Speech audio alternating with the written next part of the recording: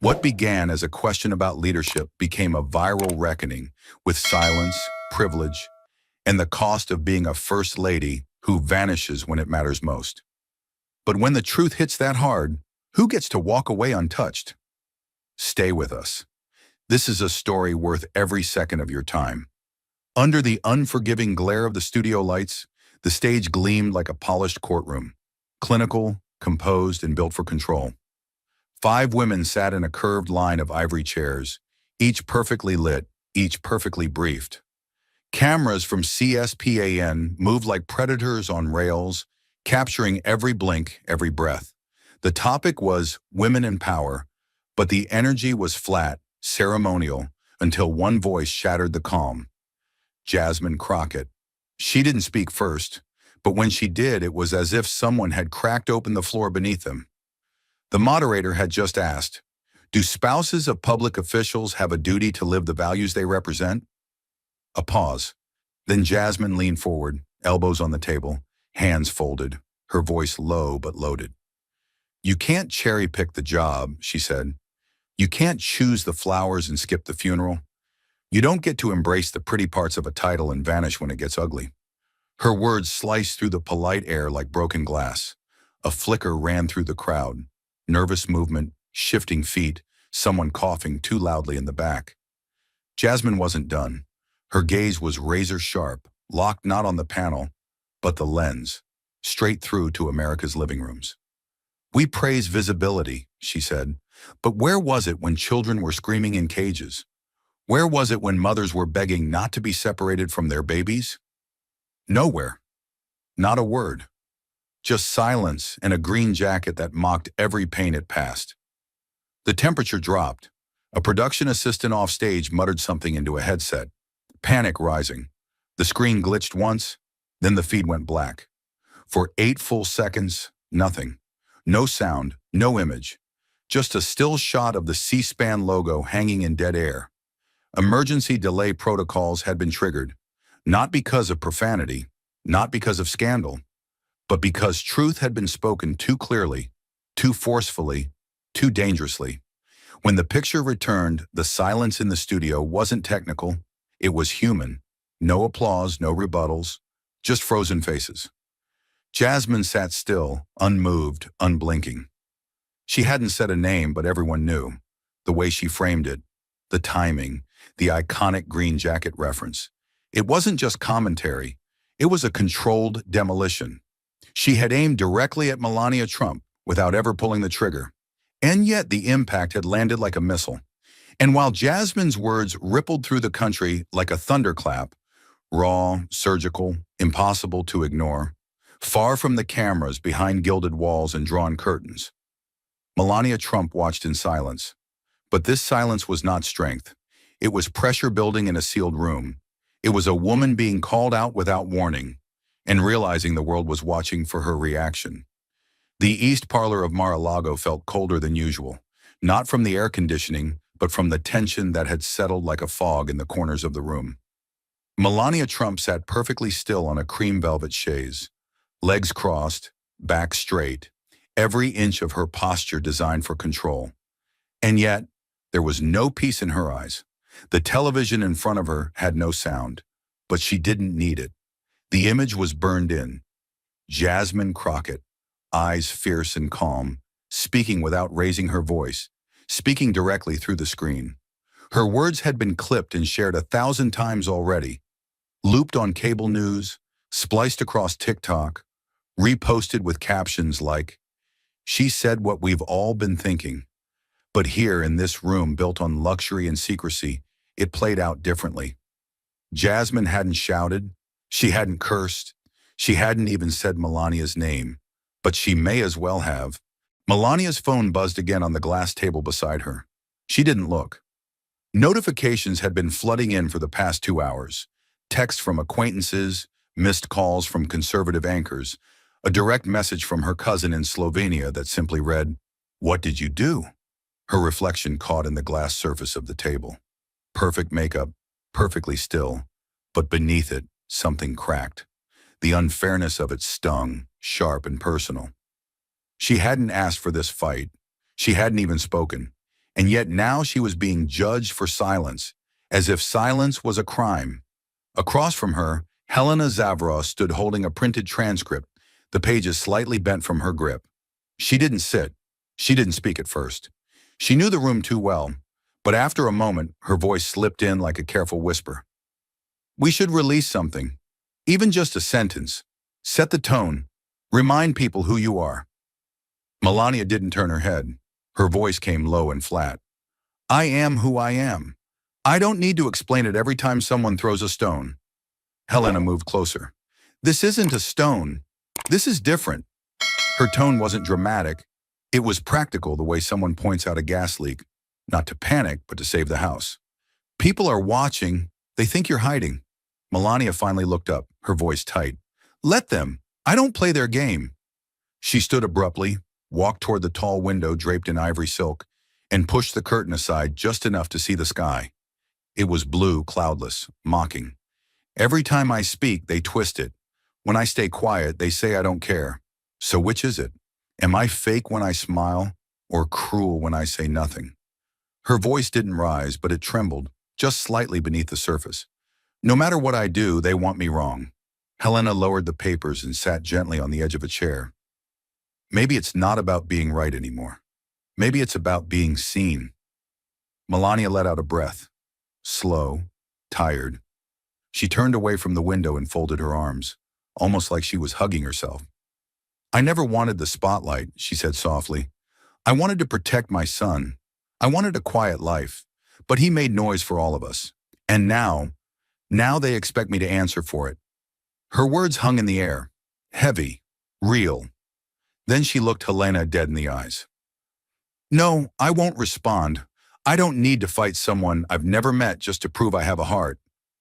But outside that room, her team wasn't so calm. In the west wing of the estate, aides were gathering quietly inside offices, whispering urgently in hallways. One staffer had already drafted 3 different responses, none of which had been approved. Another was on the phone with a media consultant who said plainly, if she doesn't say something by tonight, she'll lose control of the narrative. Her public silence, once seen as poise, was now starting to look like avoidance. Headlines had shifted in tone. Crockett speaks. Will Melania? In private text chains, donors were nervous. Conservative influencers were divided. Some begged for a response. Others warned it was a trap. And in the center of it all, Melania Trump stood completely still, a woman who had mastered survival through elegance and restraint, but who now found herself branded by the very thing that had once protected her. Silence. And for the first time in years, she felt it, not as armor, but as a weight pressing down from all sides. Not because she was wrong, not because she was cruel, but because in the game of perception, the only unforgivable sin is not playing at all. While Melania stood behind marble walls trying to hold on to her silence, the outside world was already erupting, not in whispers, but in firestorms, tweet by tweet, clip by clip, echoing across a nation that had been waiting for someone, anyone, to say the thing they all felt but never dared to voice. It started as a flicker, a single 22-second clip posted by a college sophomore in Atlanta, captioned, "She didn't lie, she didn't even flinch." Within minutes, it had crossed platforms, shared to TikTok, clipped again for X, then uploaded in full to YouTube by a political streamer who called it the most brutally honest takedown of First Lady culture we've ever seen. The algorithm didn't just bite, it swallowed. Hashtags began to pulse like warning lights.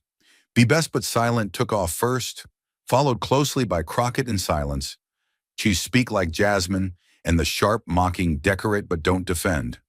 Across phones and laptops, in cafes, classrooms, subways, and kitchens, millions of people stared at Jasmine Crockett mid-sentence, lips pressed in firm resolve, saying the thing they'd been screaming in private for years. She didn't shout, she didn't blink, and in doing so, she made the world listen. By noon, the clip had been translated into 6 languages by fan accounts from Brazil to Berlin. TikTok creators layered the audio over footage of protests, immigrant children crying at detention centers, even slow-motion shots of Melania stepping off Air Force One in the infamous green jacket. On Reddit, a post titled "This This is what leadership looks like. Climb to the top of r/politics in under an hour. On Instagram, influencers who usually posted about skincare and matcha were suddenly quoting Jasmine word for word. You can't pick the flowers and ignore the roots. You can't claim kindness and choose silence. People weren't just sharing it, they were absorbing it. A cultural nerve had been hit. Hard. Somewhere in Austin, a high school history teacher paused her lesson and projected the clip for her students. In New York, a group of organizers paused a local shelter meeting to replay the speech and talk about it. A veteran in Kansas City posted a selfie with the caption, "I didn't vote for her. I'd fight for her." This wasn't just virality, it was a collective exhale. A generation of people, women especially, who had been told to be polite, to be composed, to stay in their lane, were now watching one of their own tear the lane wide open. Jasmine hadn't attacked with emotion. She had sliced with truth. And the silence that followed wasn't fear. It was recognition. Finally, people said. Finally, someone said it.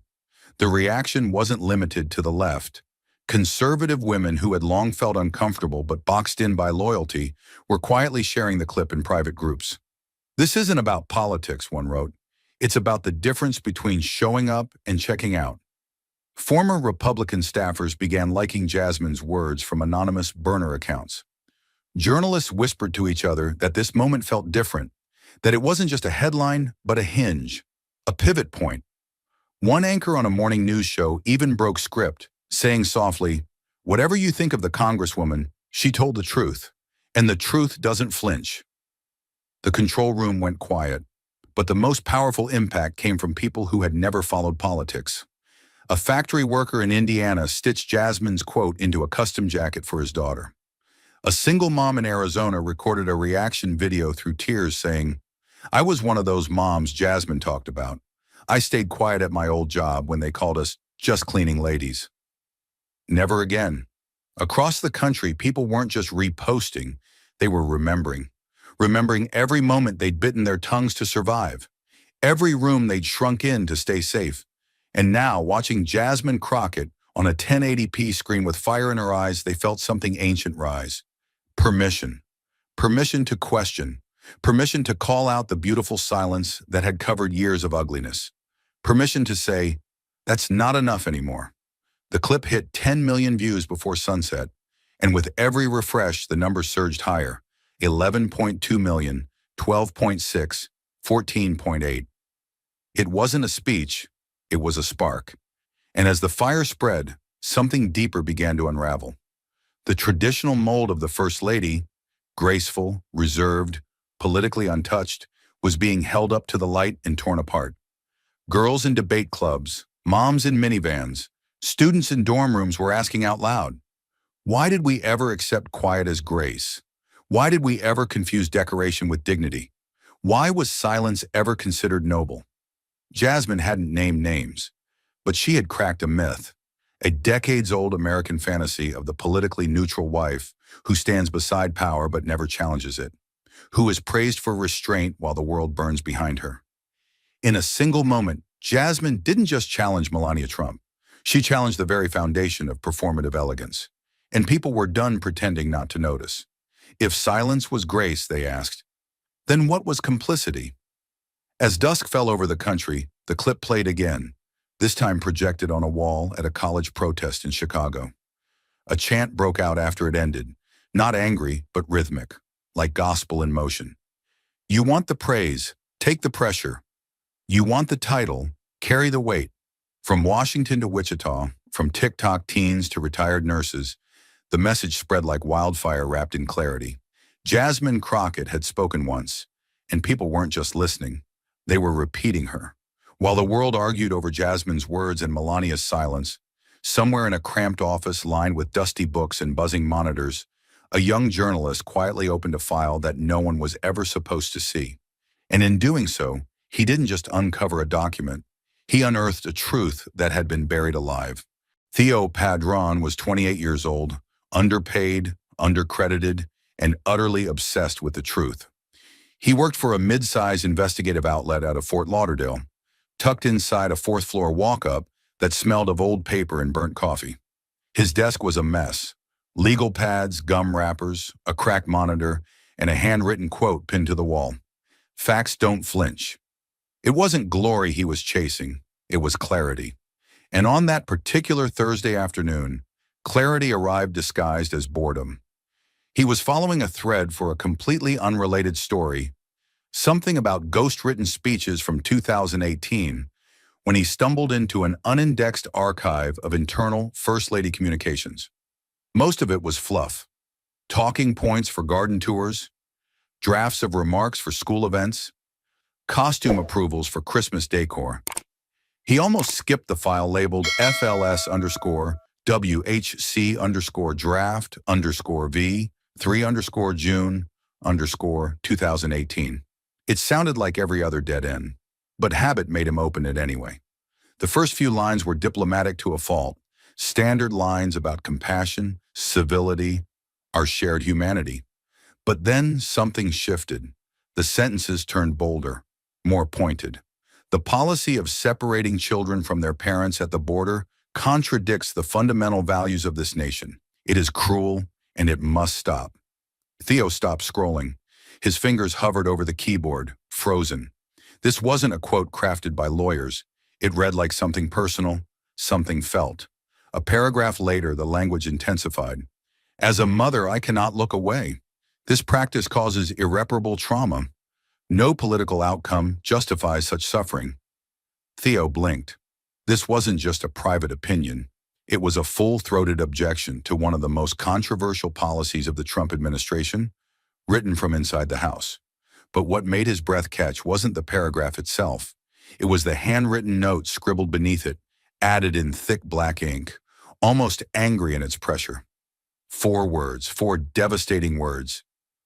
Do not send. He won't allow it. There was no signature. There didn't need to be. The note was raw and unfiltered, clearly added after the draft had been finalized. The contrast between the typed hope and the handwritten command was violent. Whoever wrote this hadn't just rejected the statement, they had silenced it, blocked it, killed it. Theo sat back slowly, staring at the screen like he'd just opened a time capsule full of gas and flame. Melania Trump, accused for years of indifference, aloofness, even cruelty, had tried at least once to speak up, and someone had stopped her. The document's metadata confirmed it had been created in late June 2018, right as public outrage over family separation was reaching its peak. Its last edit timestamp matched perfectly with a flurry of White House internal security emails Theo had cross-referenced from a previous FOIA request. Everything checked out. The formatting was authentic, the phrasing aligned with Melania's known speech drafts. And the handwriting, Theo had it examined against 4 separate calendar entries from her personal assistant's notes. Same flourishes, same loops, same subtle tilt in the E's and F's. There was no doubt. She wrote it. He paced the office for nearly 10 minutes, heart thudding. This wasn't just a good scoop. This was a powder keg, because it didn't just prove that Melania had felt discomfort. It proved she had actively opposed a brutal policy and been shut down. And not in public, in private, before the cameras, before the jacket, before the silence. She hadn't stayed quiet because she didn't care. She'd stayed quiet because someone made sure her voice never left the room. He called his editor. No preamble. Just read the note over the phone. On the other end, a long silence, then a single sentence. If this is real, it changes everything. Theo nodded, though no one could see him. It's real, he said. I've verified it 6 ways. His editor's voice was steady but urgent. Don't tweet it. Don't tease it. Write it clean. Write it careful.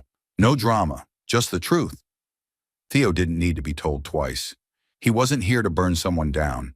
He was here to open a door the country didn't know was locked. And in the back of his mind, he kept hearing Jasmine Crockett's voice from that now famous clip. You don't get to disappear when kids are crying in cages. But maybe, just maybe, Melania had tried not to. Maybe she had fought behind the scenes, and the world never saw it because someone made sure we never would. Until now. Theo had already uncovered one buried truth, but something about the system's neatness felt wrong. Too clean. Too final. And in journalism, when a story ends too perfectly, it usually means there's another one still hidden underneath. He didn't know it yet, but what he was about to find would be bigger, riskier, and far more explosive. The folder didn't even have a name, just a string of numbers and a single word: drafts. It was buried deep inside the directory of Archive First Lady Communications, attached to a long-forgotten internal memo about speech scheduling from the summer of 2020. The file wasn't supposed to be there. In fact, Theo only clicked on it out of habit, a final sweep, the kind you do when your gut says, check one more. The document opened slowly, lagging behind as if even the system didn't want it read. But when the text finally appeared, he stopped breathing. It wasn't the tone that stunned him. It was the first sentence. In times of deep pain, silence is not elegance. It is abandonment. Theo sat completely still. The room around him felt like it had dropped 10 degrees. The line didn't sound like politics. It sounded like someone had finally broken. Not the kind of speech built by consultants or filtered by 10 layers of PR. This was real, vulnerable, written, it seemed, by a woman who was done watching from behind the curtain. The speech was dated early June 2020, just days after George Floyd's murder had set the nation ablaze in grief and fury. The air back then had been thick with rage. Millions took to the streets. Cities were on fire. People were screaming not just for justice, but for acknowledgement. And here it was, buried inside a folder no one ever opened, a statement from Melania Trump that didn't dance around the pain. It named it. She had written about the need to listen to Black communities, not with defensiveness, but with humility. She acknowledged that being First Lady came with a platform, and that choosing silence during injustice was a betrayal of that platform. Theo's eyes scanned faster now. The next paragraph condemned the idea that order should come before dignity. She wrote plainly, "Peace is not the absence of protest. Peace is the presence of justice." She wasn't making excuses. She wasn't hedging. She was, at least in these words, trying to stand where the country needed her most. And then, the red ink. Not from her, from someone else. An internal communications director, based on the digital metadata. In the margins, too strong, too political, POTUS will object. And just beneath it, the worst word Theo had come to expect from these buried drafts. Delete. Not revise, not postpone, just delete. He leaned back in his chair, heart pounding in his throat. This wasn't a delay. It wasn't hesitation. It was a decision, a deliberate erasure of what could have been a defining moment. In the middle of national heartbreak, when millions were waiting for a sign that someone in the White House understood their pain, Melania had tried to speak, and they shut her down. Again. The woman accused of coldness, of absence, had drafted some of the strongest language on racial justice any First Lady had ever written. But it never reached the podium, never reached the air. Because someone, somewhere, believed truth was too dangerous. Theo didn't move for a long time. He just stared at the screen, the glowing words blurring behind a wave of disbelief and something else: grief. Because now he understood the full weight of the silence Jasmine Crockett had railed against. It wasn't always chosen.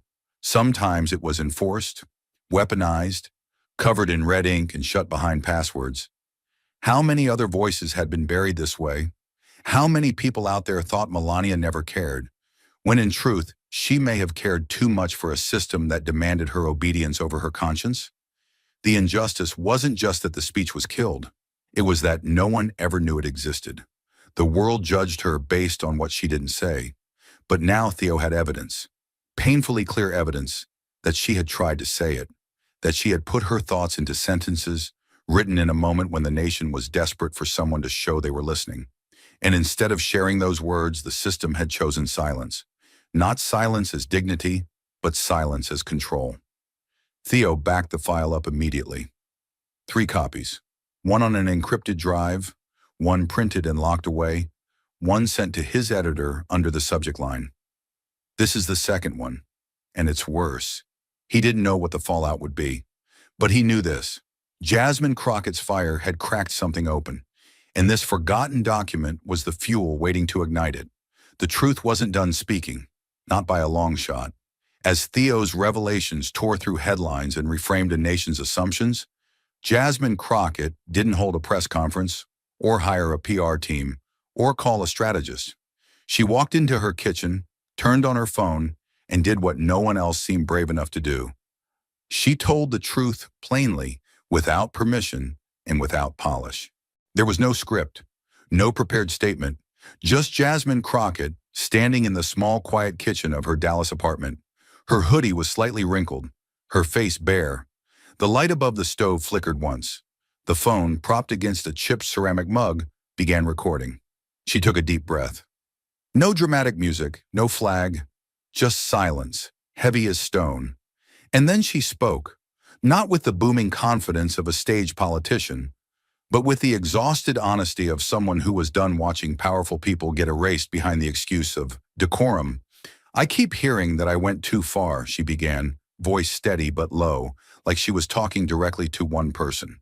That I should have chosen my words more carefully, that I crossed a line. She tilted her head slightly, eyes sharp, like she was looking straight through the screen. But nobody wants to talk about the line we already crossed the moment kids were crying in cages and no one with power said a damn thing. Her hand rested on the counter as she leaned forward. If the First Lady of the United States couldn't speak her mind, if she was told to shut up, sit down, smile for the Christmas tree, then what chance does my mama have? She paused. The moment swelled with quiet pressure. My mother was a school nurse for 30 years, a damn good one. I watched her stand there while angry parents screamed in her face during COVID, called her a liar, a sheep, a threat. She didn't scream back. She didn't quit. She went back to work the next day and the next day after that, because that's what we do. We survive. We swallow it. Jasmine's voice cracked, just for a moment, but she didn't stop. She told me once, being right doesn't always protect you. Sometimes it makes you a target. And I've carried that with me for years. Then came the words that would be quoted for days, printed on posters, stitched onto jackets, spray painted on protest walls. Silence is not neutral. Silence is choosing a side. She didn't raise her voice. She didn't need to. The words landed like thunder in a still room. The camera kept rolling. We keep acting like staying quiet makes us polite, makes us noble. No, it makes us complicit. If you saw kids locked in chain-link cages and said nothing, if you watched women being mocked and laughed at and stayed silent, if you disappeared every time things got ugly but showed up for the photo op, then you made a choice, and that choice had consequences. She blinked hard. I'm not mad at Melania. I'm mad at a system that told her, you're only allowed to speak if your words protect the powerful. There was no applause, no dramatic exit, just a final line, whispered but sharp as glass. If they can shut her up, what do you think they've already done to the rest of us? She reached for the phone and tapped stop. The video hit 2.6 million views in under 12 hours. But those were just numbers. The real impact showed up in places the algorithm couldn't measure. In a diner in Ohio, a waitress passed her phone to a cook and said, "Watch this. She's saying what you were yelling about last week." In a break room in Fresno, 3 janitorial staff huddled around a cracked Android, watching Jasmine on repeat. One of them whispered, "I didn't even know we were allowed to talk like that." A bus driver in D.C. reposted the video with a caption, "I've been quiet for 17 years, not anymore." The hashtags exploded. Nesh silence is aside, Desh Crockett in, the kitchen, Nashi hoodie truth. But this wasn't just digital noise. This was oxygen for people who had been choking on quiet for decades. Jasmine's words didn't feel like a viral moment. They felt like a breach, a crack in the dam, because her kitchen looked like theirs. Her mother sounded like theirs. Her frustration wasn't polished or rehearsed or dipped in consultant-approved language. It was the kind of truth that sat on your chest and refused to move. Some commentators tried to spin it. "She's politicizing trauma," one anchor said. But even his co-host looked away, lips pressed tight. Because deep down, everyone knew. This wasn't politics. This was personal. This was someone finally saying, in public, what so many had whispered in private bathrooms, in locked cars, in sleepless kitchen conversations across the country. We are tired of being told our silence is grace. And just like that, Jasmine Crockett's kitchen became the loudest room in America. After the kitchen video shattered the line between public silence and private survival, the noise outside only grew louder. But inside Mar-a-Lago, something broke. For the first time since it all began, Melania Trump didn't issue a press release. She didn't write a statement. She picked up her phone and dialed the number that scared her most, not because it belonged to an enemy, but because it belonged to the one person who saw straight through the quiet. The phone buzzed in Jasmine Crockett's hand just past 10:17 p.m. Her apartment was still. Lights dimmed. The only sound a low hum from the street below. The screen flashed unknown caller. She almost let it go. She didn't need another reporter, another voice asking her to explain what she had already laid bare. But something in her gut told her to answer. She swiped. Hello? A pause. Then a voice, softer than she remembered from the debates and camera flashes, but unmistakably direct. This is Melania Trump. Jasmine stood up from the couch, suddenly wide awake. I assume you've seen the video, Jasmine said. No small talk, no guard down. I have, Melania replied, calm but not emotionless. That's why I'm calling. The silence between them was thick, full of things unsaid. Then Melania continued, slower this time. I don't hate you, Congresswoman. I hate the truth you said out loud. Jasmine sat back down, not blinking. I didn't say it to hurt you, she said, her voice flat but steady. I said it because it was real, because too many of us don't get to sit in silence and still be safe. Melania exhaled, a faint tremor in her voice. You said I disappeared, that I only showed up for photo ops, that I chose image over responsibility. Jasmine cut in gently but firmly. I didn't name you. But if the shoe fits, maybe it's time to stop blaming the mirror. Melania didn't respond right away. On the other end of the line, she was pacing, barefoot, wrapped in a shawl, gripping the edge of a marble table like it might steady her past. I wanted to speak, she finally said. There were drafts. Words I wrote. They told me it wasn't my place, that I'd embarrass the office. Her voice tightened. And I listened. I listened because I was raised not to challenge the man I married, because I thought silence was strength. Jasmine's tone didn't rise, but it deepened. And how many women paid the price for that silence, Melania?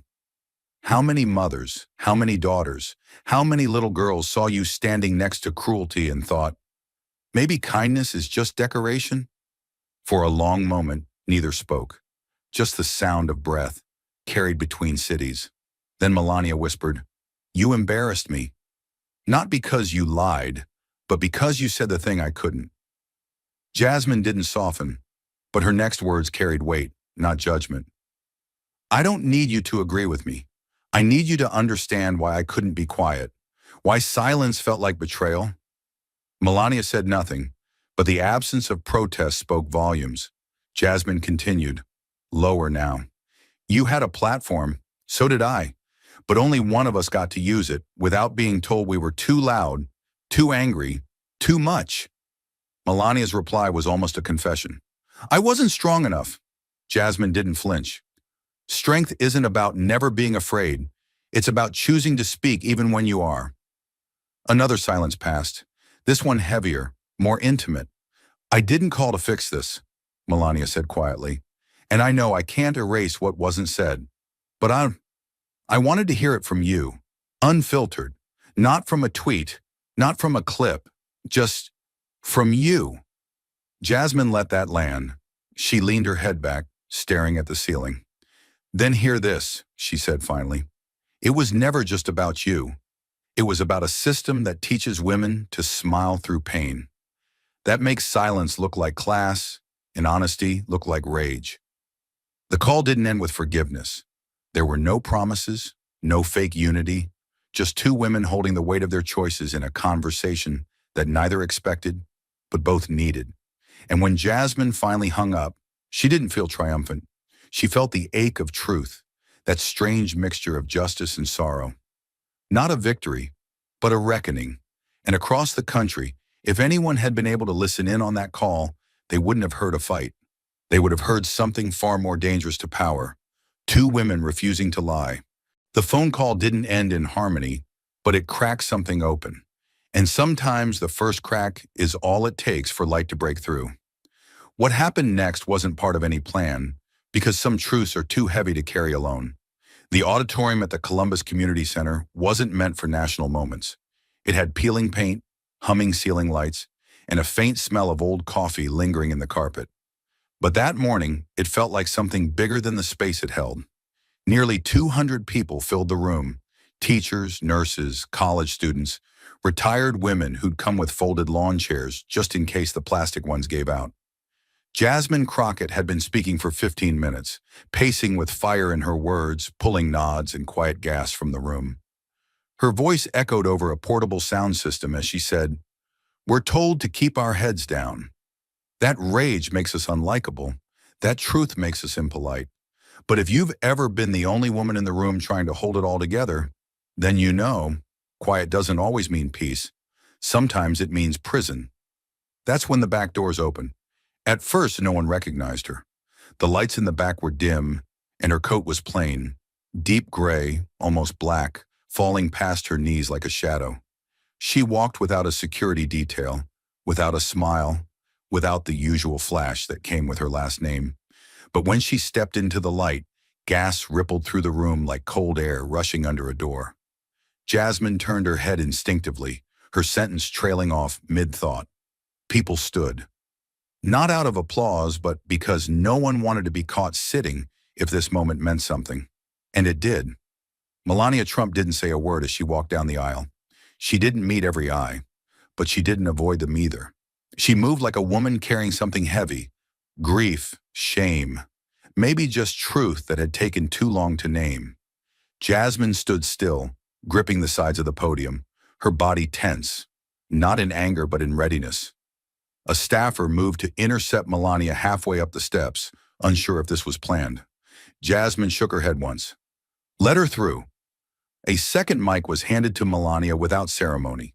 She didn't take the stage like a guest. She took it like someone returning to a place she never expected to stand. For several seconds, she said nothing. The room held its breath. Then she spoke, low, almost too soft for the mic to catch.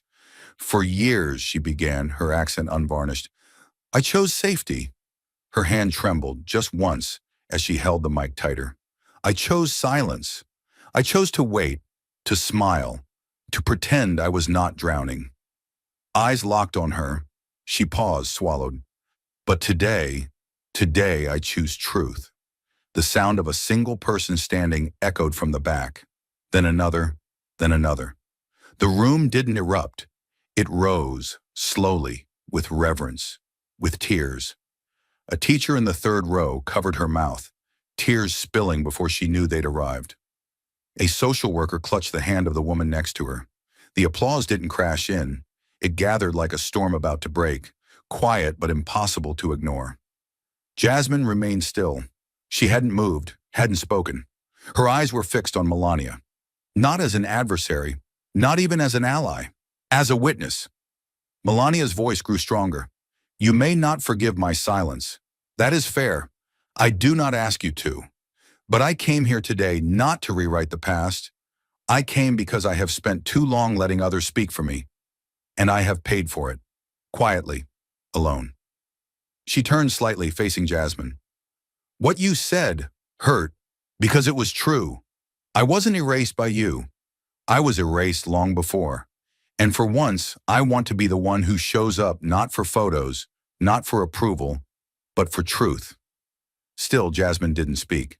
But her hand, slow, deliberate, rested on the podium beside Melania's. They didn't embrace. They didn't pose. But the image froze in every heart in the room. Two women who had once stood worlds apart now standing shoulder to shoulder. Not in agreement, but in defiance of silence. And for one quiet, suspended moment, the whole room stood with them. Not because they were told to, but because it felt like somehow history was being rewritten. Not in policy, not in power, but in presence. Two women, one stage, and a truth finally too loud to ignore. The photograph of Jasmine, Crockett, and Melania Trump standing side by side spread faster than any soundbite could. It wasn't just an image, it was a rupture. And within hours, that rupture became a reckoning, far beyond Ohio, far beyond politics, far beyond the women who stood on that stage. By sunrise, the image was everywhere. On front pages, Instagram stories, cable news tickers, and personal blogs. Jasmine Crockett in her signature dark blazer, one hand resting lightly on the podium. Melania Trump in a plain gray coat, her face solemn, eyes unguarded. Neither woman smiled. That was part of what made it so striking. No choreography, no scripted embrace, just two women, one forged in fire, the other freed by it, standing shoulder to shoulder, unflinching before the eyes of a nation that had never seen anything quite like it. And the headlines reflected that rupture. The New York Times called it a new language between opposites. Politico's headline screamed, "From firestorm to fault line." But it was The Atlantic that gave it history, a handshake between candor and redemption. The public response was immediate and overwhelming, not just in clicks or hashtags, but in voice memos, handwritten letters, classroom debates, church sermons. A retired librarian in Iowa uploaded a Facebook post at 6:12 a.m. with a caption that read, "I'm 76. I've waited a lifetime to see two women stand in truth without one being erased." A college senior at Spelman tweeted, "This is the kind of womanhood I was raised for. Not perfection, just courage." The floodgates had opened, not with outrage, but with relief, as if millions had been holding their breath and didn't know it, until two women exhaled on stage and made it okay to speak again. And then came the former First Ladies. Michelle Obama broke the silence first, not with a press tour, not with a speech, but with a single piercing post. Sometimes silence is survival, but it should never be permanent. The post included a black and white photo from 2009, her standing quietly behind the resolute desk, while others in the room debated a policy she publicly never addressed. The caption beneath it read simply, "I remember." It went viral in under 20 minutes. Then Hillary Clinton joined. In a long-form op-ed titled, "When Your Voice Costs You," she recounted the early 90s when advisors told her she was too visible as First Lady, too policy-driven, too unlikable. "I wasn't trying to dominate the room," she wrote. "I just refused to disappear into it." Even Laura Bush, typically quiet, classically restrained, released a rare public message. Even in silence, we feel the weight of what we cannot say. Sometimes the cost of being First Lady is not dignity, it's your voice. What followed wasn't just media frenzy, it was a movement. One not defined by a party or a platform, but by a shared ache finally spoken aloud. On TikTok, Gen Z creators started remixing Jasmine's kitchen video and Melania's statement into a new campaign, "Rashi, speak even if you shake."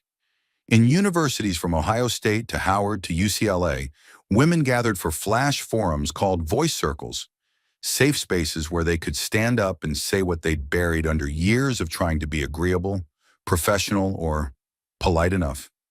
No cameras, just voice. Journalists called it post-political feminism, but for the women who felt it, lived it, survived it, it wasn't a trend. It was oxygen. It was the first time in a long time that women saw not just representation, but reckoning. Not just power, but accountability. They weren't asking to be liked anymore. They were asking to be heard. And Jasmine Crockett had become the accidental architect of it all. Not by winning a debate, but by refusing to accept a world where silence passed as grace. Through it all, Jasmine didn't hold press conferences. She didn't do interviews on late-night talk shows. She kept moving. Town halls, youth centers, legal clinics. Her voice the same one that had echoed in that kitchen, calm but cutting, still unapologetically direct. But something had shifted. When she entered a room now, the room leaned in. Teachers greeted her with tears in their eyes. Girls in hoodies clutched notebooks and waited hours just to say thank you. Even her critics, those who once labeled her too emotional or too divisive, began changing their tone. Because she was no longer just the woman who called out silence. She was the woman who turned it into thunder.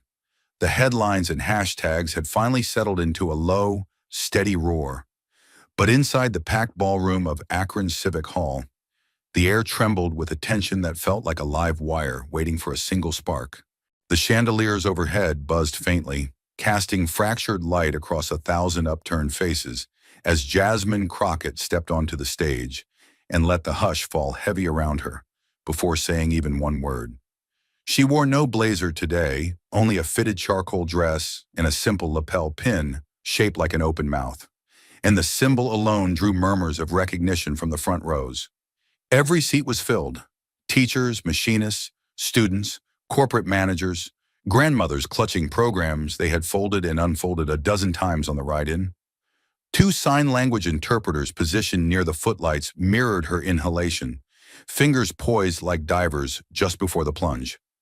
Journalists crowded a narrow platform at the back, camera lenses trained on a podium left deliberately unbranded, because truth, Jasmine insisted, should never come wrapped in a logo. Even the stage design felt stripped. A black riser, one mic, no slideshow, no slick graphics, only raw presence. The audience, primed by weeks of viral clips and televised showdowns, expected fire. But Jasmine began with something quieter. Stillness. She let that stillness stretch until it throbbed in every chest. And when the first cough rippled from the balcony, she raised a palm and the cough died mid-breath. Then, voice steady, she began. Before you leave here tonight, I want you to recognize the sound of a voice that's free. Free from apology, free from permission, free from the weight of silence we mistake for grace. The crowd leaned forward, but Jasmine's next words curled like smoke, soft yet searing. Melania is not my enemy. She is my mirror, and both of us were asked to vanish in two different languages. A collective inhalation swept the hall, the kind that swells 1,000 lungs at once. A tidal gasp of recognition that echoed off the rafters. Jasmine walked the length of the stage, heels clicking in a rhythm that matched her cadence, and described one language as velvet, the language of be quiet and smile, spoken in mansions and motorcades, while the other was steel, the language of be quiet or else, spoken in courtrooms and grocery store parking lots. She explained how each language carried the same command in different dialects. Disappear for our comfort, swallow your rage for our image. Let history remember you as decoration or not at all. Every sentence dropped like a hammer, but landed as revelation, and women in the aisles nodded, some with arms folded tight as if holding collapsed years of their own unsaid words. Jasmine's eyes swept the upper mezzanine, catching the faces of men who had come out of curiosity and now sat motionless, jaws set, absorbing the indictment without a name tag to hide behind. I did not come to crucify a former first lady, she declared, voice rising one measured notch. I came to crucify the myth that silence is civility, that vanishing is virtuous, that a woman's voice is a weapon only when it embarrasses power. Murmurs swelled into full-throated applause, but she cut it off with a quick slice of her hand. She had more to say, and the roar subsided like waves obeying the moon. Then Jasmine told a story the cameras hadn't captured. The night an exhausted nurse, her mother, came home after a 12-hour shift, peeled off shoes soaked in disinfectant, and confessed she was reprimanded for asking the hospital to translate discharge instructions into Spanish. The audience leaned closer, the older women in the front clutching each other's sleeves as if bracing for an old familiar blow. Jasmine's mother had stayed silent, she recounted, because arguing would have risked her job and the mortgage, and by extension, Jasmine's college dreams. That long-ago silence, chosen out of necessity, had wrapped itself around their family's future, like ivy around brick. Silence paid our bill, Jasmine said, voice trembling, but it charged us interest in regret. Heads bowed, some hands covered mouths, and the interpreter's fingers flew, translating anguish into motion that looked almost like fire flickering in midair. Jasmine paused, throat tight, then added, So when I say Melania is my mirror, I do not absolve her. I indict the building that handed each of us a muzzle and called it jewelry. The metaphor struck sparks in every corner of the hall, and a row of teenagers in school hoodies rose instinctively, as if the floor had tilted beneath them. Jasmine allowed the applause now, but only for 3 heartbeats, then pressed on. If the system can mute a woman draped in privilege and another wrapped in hard-earned grit, then silence isn't just a habit, it's an economy. The line hit like sirens in the distance, getting too close to ignore, and the cameramen at the back exchanged glances. Scripts written that morning were already obsolete. The ceiling lights seemed to brighten, but it was only the audience, many now wiping tears, reflecting more of the stage glow back toward the podium. That was when the retired teacher rose from the 15th row, silver hair pinned in a tight bun, tears streaking the contour of her cheeks, voice trembling but clear enough to cut the hush. "You make me wish I had spoken 30 years sooner." Her words were not a question, but Jasmine answered anyway, stepping to the stage edge, hands open. "We can't rewrite yesterday," she said, "but we can refuse to leave today unwritten." The teacher's shoulders buckled with a sob she tried to stifle, and strangers on either side reached out, folding her into an embrace that looked like a living bridge between generations. Reporters scribbled furiously, but their pens seemed too small for the enormity of the moment.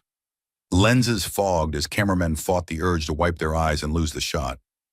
Jasmine let the silence expand again, as if grief and resolve were equal parts oxygen, then lifted her gaze to the balcony where latecomers crowded every railing. "Some of us carry silence like heirloom china," she said, "passed down from mothers who believed shattered dreams were louder than shattered plates." Gasps fluttered through the auditorium. No one had ever put that fear into words so plainly. Jasmine's voice softened to a whisper, amplified by pin-drop quiet. "But an heirloom can be broken on purpose, so no daughter has to inherit its weight." The line detonated in slow motion. Shock, then recognition, then applause that rolled forward like thunder, chasing its own echo. Jasmine didn't smile. She looked relieved, as if dropping a burden she'd carried her whole life. She closed her eyes, inhaled, and delivered the final statement that would headline broadcast from Seoul to São Paulo. "It is never too late to raise your voice, and it is never too late to learn how to listen." The words hung in the rafters like choir notes, vibrating through bodies, settling into bones. Then the dam broke. People stood en masse, applause cascading, tears falling without shame, strangers gripping strangers with the ferocity reserved for crisis survivors meeting in the daylight. Flashbulbs strobed, capturing faces mid-cry, mid-cheer, mid-conversion. On stage, Jasmine stepped back from the mic, letting the noise wash over her, eyes shimmering but unbroken, shoulders squared as if she belonged to the moment and the moment belonged to history. Somewhere in the roar, the retired teacher's voice rose again, only this time with laughter wound through tears, and Jasmine answered with a nod that felt like a promise sealed in granite. Cameramen zoomed out, framing a tableau of jubilant chaos, fists in the air, cheeks stained, mouths open mid-shout, all beneath a banner that now seemed prophetic rather than promotional. Women in power. In that storm of sound, Jasmine didn't wave or bow.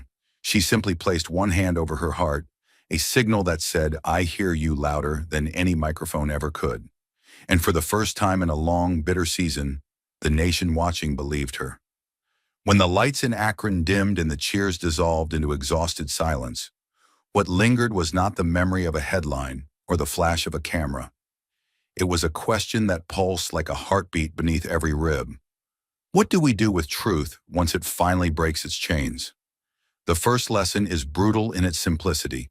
Silence is a weapon that leaves no visible wounds, and that is why the world so often mistakes it for peace. Jasmine Crockett learned this in courtrooms where her objections were called dramatic, while Melania Trump felt it in ballrooms where her quiet compliance was labeled class. Two women on opposite ends of power were wounded by the same blade, but the scars looked different, one like a public bruise, the other a private bruise no camera could capture. Injustice thrives on that difference, counting on us to compare bruises instead of naming the hand that struck them both. So when Jasmine finally ripped away the veil, she forced the nation to see that the comfort of polished quiet is purchased with someone else's oxygen. Power is hazardous material. Handle it silently, and the radiation seeps into every life it touches. Confront it loudly, and it detonates in the open, where everyone can see the fallout. The lesson is not that speaking costs nothing. It is that silence builds compound interest and always collects. And in a system that monetizes female compliance, your mute button isn't just a setting, it's a shackle. The morale, sharpened by every tear in Akron, is clear. The debt of silence will bankrupt you even if the world calls it grace. The second lesson charges in like a late-night siren. Truth will always find a courier, and sometimes that courier looks nothing like a hero. Theo Padron was a cub reporter in shoes with cracked soles, yet his discovery turned keyboards into fault lines and carved new routes for courage to travel. His story reminds us that dismantling injustice rarely begins on marble steps. It starts in fluorescent basements, in cluttered offices, in the hands of people no headline cares to name. Systems depend on the myth that small people can't move big stones, and Theo shattered that myth with a single upload. Each of us holds at least one fragment of a story that can rewrite the whole. The ethical question isn't whether you're big enough to carry it, but whether you're brave enough to drop it at the nation's feet. Moral courage rarely comes with a podium. You build it under flickering bulbs and against deadlines that don't offer overtime pay. And when that courage collides with injustice, it sounds like a crack before the avalanche. The human takeaway is unforgiving but liberating. Your silence does not make you safe. It makes you complicit. Your voice does not make you invulnerable. It makes you necessary. History is not written by giants. It is assembled by 1,000 tiny hammers, striking the same wall until daylight pours through. Third, the Akron stage teaches that redemption is not a trophy you win. It is a labor you live, and it costs every step you take after apology. Melania's walk down that aisle felt short in distance, but eternal in consequence. Every heel strike echoed years of swallowed words returning to demand interest. Her admission, "I chose safety," was not absolution, but indictment, against a culture that rewarded her for vanishing and punished her for appearing with a voice. Redemption is heavy because it drags the ghosts of every moment you stayed seated while injustice stood tall. To carry it, you must acknowledge each ghost by name. That is why the room wept. They weren't applauding a perfect turnabout. They were witnessing the weight of overdue truth, crushing the myth that elegance equates to virtue. The moral is fierce but fair. Forgiveness is never free, and the receipt is printed on the next brave sentence you speak aloud. If you want the praise, take the pressure. If you crave the platform, bear the burden. Anything less is costume. Redemption, in its most human form, is a daily decision to be uncomfortable so that someone else can finally breathe. The Akron crowd understood that discomfort, and in understanding, they unlocked their own small rebellions. Fourth, injustice is an ecosystem, not an event. If you pull one lie into the light, the entire forest of falsehood starts to wither. Jasmine's kitchen video dragged one silent first lady into daylight, but its shockwave rattled boardrooms, living rooms, and classrooms because people recognized their own muzzle in Melania's. When Michelle Obama, Hillary Clinton, and Laura Bush broke their years-long tactful quiet, they were not just commiserating, they were testifying to the systemic vines that climb every position of power and squeeze the breath from it. A chain breaks fastest at its weakest link, but injustice hides by disguising every link as the weakest. Once revealed, the chain snaps in multiple places at once. The moral is strategic. Expose one truth ruthlessly, and you create fractures where empathy can seep in and rot the entire machinery of silence. That's why the Akron speech felt like an earthquake. Aftershocks rippled into laundromats, subway cars, late-night nursing shifts, places where power rarely looks. Every story that followed carried the same subtext. If she can stand there and speak, what excuse do I have? The ecosystem of suppression cannot survive a mass refusal to photosynthesize fake civility. Fifth, a movement becomes unstoppable the moment it stops begging for seats and starts building new tables. Post-political feminism wasn't drafted on legal parchment. It was sketched in hashtags, sidewalk chalk, and hastily assembled voice circles in dormitories. The moment women realized they could stand without permission, the architecture of permission itself began to crumble. Jasmine didn't appoint herself leader. The crowd anointed her, not with titles, but with the expectation that she would keep dismantling the ceiling she'd already cracked. The moral, raw as gravel underfoot, warns. Power never vacates peacefully. It has to be evicted, plank by plank, myth by myth. And if you wait for an invitation to that demolition, you will die in the waiting room of respectability. Akron proved that leadership is not charisma alone. It is consistency under fire. It is the willingness to bleed reputation so that others may live in truth. Jasmine's ascension from critic to catalyst underscores the rule. Momentum belongs to those who show up after the cameras leave, sleeves rolled, ready to sweep the broken glass they helped shatter. Sixth, injustice adapts, which means resistance must evolve faster. Within 48 hours of Akron, cable panels tried to recast Jasmine's speech as divisive theatrics, and think piece authors labeled Melania's statement a calculated rebrand. But narrative parasites cannot thrive without hosts, and for once the hosts refused to feed them. Social media users flooded comment sections with first-hand stories, drowning cynicism in lived testimony. The human lesson is tactical. You cannot outrun a lie, but you can starve it of oxygen by flooding the air with undeniable truths. Every retweeted clip, every lunch break conversation, every grandma who dared speak in a church group accelerated the story faster than spin doctors could sand it down. Failure of imagination is the last refuge of oppression. Akron forced the public to imagine a world where a first lady and a firebrand could stand in discordant unity. And once imagined, it could not be unseen. The counter-strike against injustice is not just louder noise, it is sharper clarity. And clarity, once distributed, is a contagion that no system of suppression has yet managed to quarantine. Finally, the story leaves us with a countdown disguised as an invitation. What will you say before the next muzzle finds you? Injustice is already writing new scripts, drafting fresh ways to dress silence as sophistication. But Akron armed you with a counterspell. Truth said aloud, over and over, until the lie loses its echo. The human lesson beats like a drum. You don't need a podium. You need intent. You don't need a million followers. You need one sentence that terrifies complacency. You don't need permission. You need breath, and you already have that. Every injustice is hoping you'll forget how this story felt in your chest. That heat, that tremor, that unstoppable rise of, I could have been louder. If you remember nothing else, remember that feeling. It is a fuse waiting for your spark. And if you ever fear your voice is too small, recall the worn shoes of a rookie reporter and the cracked voice of a retired teacher.